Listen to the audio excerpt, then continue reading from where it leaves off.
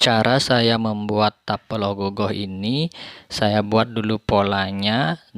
Pola ini dengan ukuran lebar 5 cm, tingginya 6 cm. Kemudian lapisi dengan clay, dimulai dari bagian dahinya dulu, dirapikan, dihaluskan. Kalau kasar bisa ditambahkan dengan air. Nah, kemudian kita buat keningnya atau bagian alis ya, ini bagian alisnya ya. Alis kedua kita pasang, kemudian kita pasangkan hidungnya.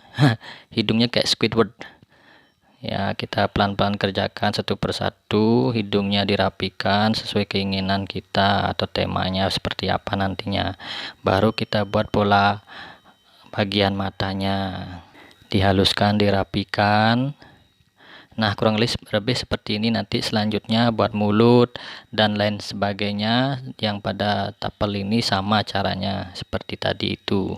Mohon maaf saya tidak sampai tuntas merekamnya ya. Kurang lebih seperti inilah cara saya untuk membuat tapel ogogoh ini. Semoga terbantukan. Terima kasih.